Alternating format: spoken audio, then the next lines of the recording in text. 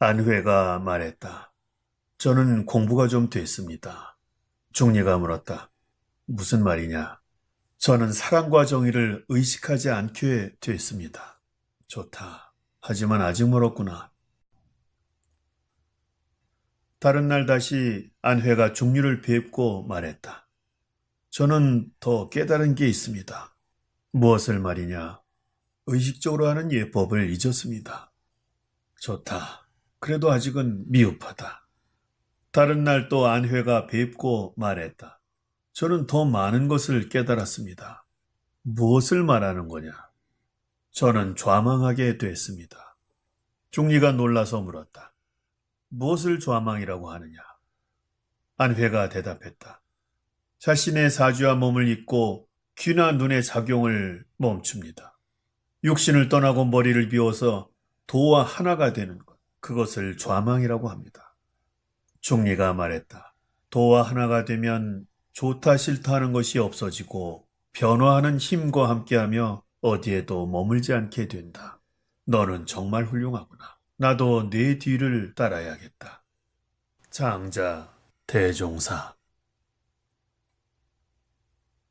좌망은 불교에서 말하는 삼마디의 경지와 똑같다. 삼마디란 오늘날 한자어로 삼매로 불리는 무념무상의 정신적 단계다. 육신의 작용을 멈추고 정신만이 남아서 천지 자연의 기운과 하나가 되는 천인합일이 된 의식 상태다. 이런 경지를 생활로 보여준 기록이 장자의 다음과 같이 묘사됐다. 요리사가 문해군을 위해 소를 잡았다. 손으로 잡고 어깨로 누르며 발로 밟고 무릎을 구부리자 뼈 발라내는 소리, 칼로 가르는 소리가 모두 음절에 맞았다. 몸놀림은 상림춤에 어울렸고 칼 소리는 경수음악에 딱 맞았다. 문해군이 말했다. 참으로 대단하구나. 기술이 어떻게 이런 경지에 이르렀는가? 요리사가 칼을 놓고 대답한다. 제가 좋아하는 것은 도입니다. 기술보다 중요합니다. 처음 제가 소를 잡았을 때는 보이는 것이 소밖에 없었습니다. 3년이 지나자 모든 소가 온전한 채로 보이질 않았습니다. 요즘 와서 저는 마음으로 볼 뿐 눈으로 보지 않습니다.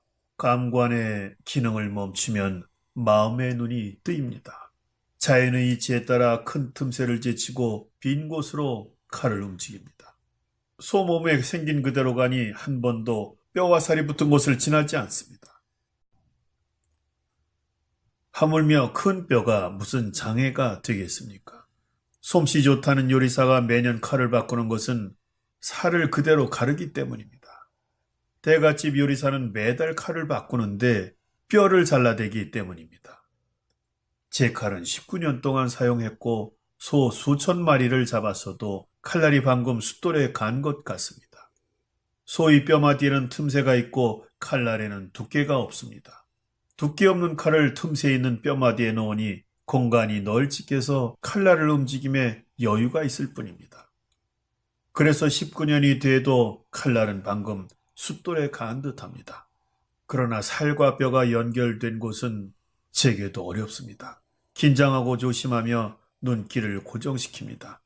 손놀림을 천천히 하면서 칼을 세심하게 움직입니다. 뼈와 살이 툭하고 갈라지면 손은 자신이 죽은 줄도 모르고 마치 흙덩이가 땅에 떨어지듯 합니다. 저는 칼을 든 채 일어나 주위를 돌아보며 잠시 만족한 기분으로 칼을 씻어 넣었습니다. 문혜군이 말했다. 훌륭하구나.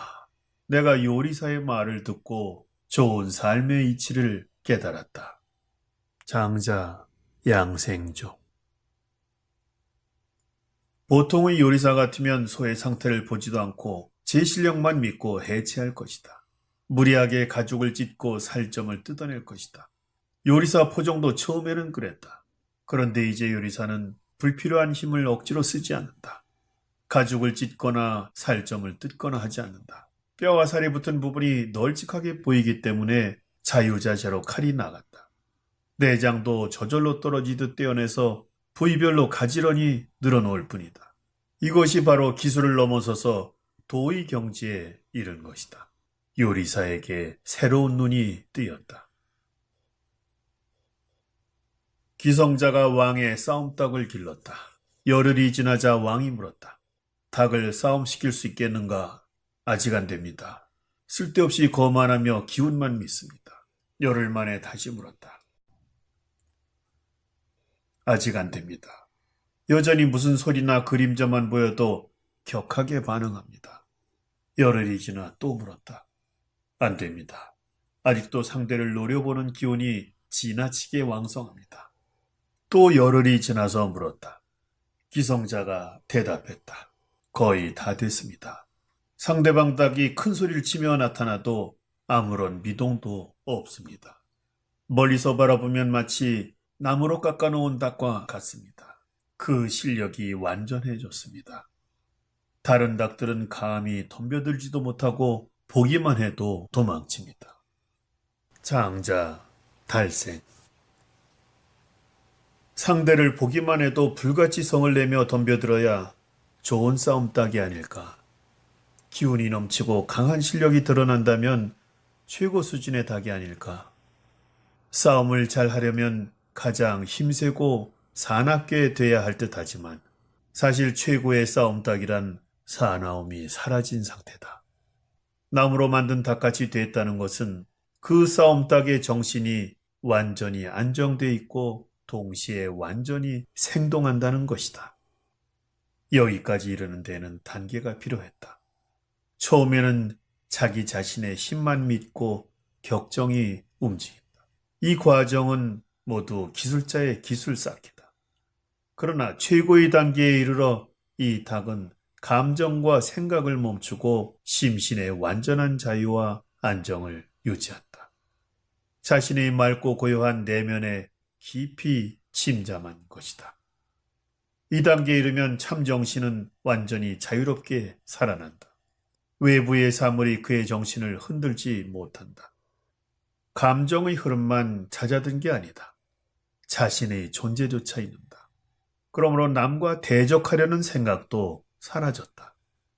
이런 경지에 이르면 껍데기의 자신은 사라지고 순수한 본연의 자아만 남아서 숨쉰다. 고요한 듯 보이지만 실은 완전히 살아있는 것이다. 삶의 기운이 완전히 활성화된 상태다. 이것이 장자가 말하는 삶이다. 내가 내 자신의 주인이 돼서 사는 진정한 대자유의 삶이다.